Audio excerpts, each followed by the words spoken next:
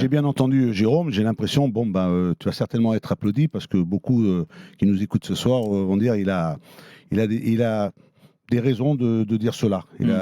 Jérôme, mais on reste sur un bon résultat dernièrement du côté du Paris Saint-Germain. On s'est quand même imposé du côté de Lille 5-1. Alors on peut me raconter, on peut me dire, connaissant le personnage, connaissant l'homme, alors c'est vrai qu'on lui fait énormément de reproches. On lui fait déjà qu'il ne s'exprime pas. Il ne s'exprime pas parce que même avec son français, il n'a pas envie, il a envie qu'on lui ferait une traduction en espagnol ou en anglais. Et pourquoi ça? Parce que c'est un côté professionnel.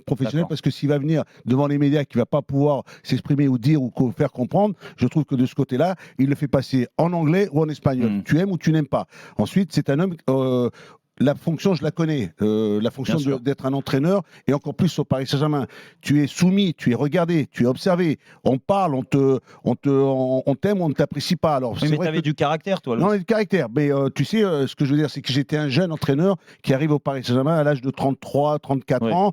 Et on me donne déjà, après une équipe, avoir été championne de France avec monsieur Arthur Georges. Il faut prendre ce groupe-là, il faut le faire travailler, il faut l'amener. Mais la fonction est compliquée parce que tu es quand même dans un grand club. Le Paris Saint-Germain ou des entraîneurs depuis l'ère Qatari, il y en a beaucoup qui se sont, tu sais, il y a le Ancelotti, il y a le Unai Emery, il y a Laurent Blanc, succédé. Tourelle est parti juste avant pour aller gagner une Ligue des Champions avec Chelsea. Alors c'est vrai qu'il faut faire calme, tranquille. Alors c'est vrai il dégage cette sérénité. On n'est pas avec lui au quotidien. On n'est pas dans ces séances d'entraînement. On ne sait pas comment il peut éventuellement s'exprimer, comment il est dans sa causerie. Parce que là, il fait tranquille, calme. Mais en tant qu'entraîneur qu'il est, moi, Mauricio, quand je l'ai fini au Paris Saint-Germain, le brassard de capitaine, tu pouvais lui donner.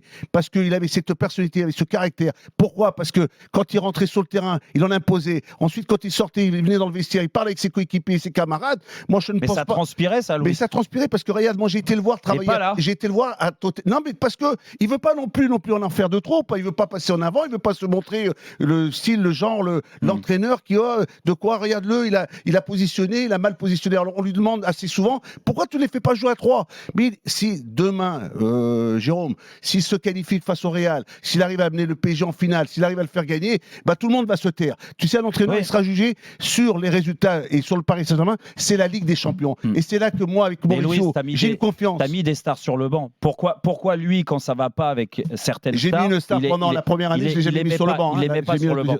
Non, mais là, maintenant, c'est devenu de plus en plus, il y a cette tranquillité, c'est-à-dire que tu as des joueurs qui arrivent, qui sont arrivés, en plus, le Ramos, Messi, Neymar est là, Mbappé est là, Icardi est là, Di Maria est là. Il faut qu'il joue avec ces hommes-là. Il faut qu'il joue. Je dis joue. Il faut qu'il en parle. Il faut qu'il discute pour essayer de trouver la bonne animation. Alors après, on te dit, il faut donc il a raison de ne pas s'imposer avec Leonardo. C'est pas une question. Là, c'est le rôle de l'entraîneur. Lui, il fait son travail dans l'intérieur, dans le groupe, pour essayer de les faire travailler, de les mettre en place. Ensuite, Leonardo, c'est autre cas, c'est un autre personnage dans ce Paris Saint-Germain. On aura l'occasion d'en parler. C'est important de s'imposer aussi avec lui. Oui, il faut s'imposer, mais peut-il s'imposer de cette façon-là? On va le voir, on va le juger avec le Real de Madrid. Et moi, j'ai une dernière question, Louis. Est-ce que tu es content de ce que tu vois dans la progression, s'il y a une progression sur le terrain du Paris Saint-Germain depuis le début de l'année? On en attend plus, on en veut plus, on veut toujours plus. Pourquoi? Parce que c'est le Paris Saint-Germain, on l'a déjà vu dans les années précédentes, déjà la saison dernière, on lui a fait un petit reproche, il n'a pas réussi à retourner la situation pour aller chercher ce titre. Ce titre, cette année,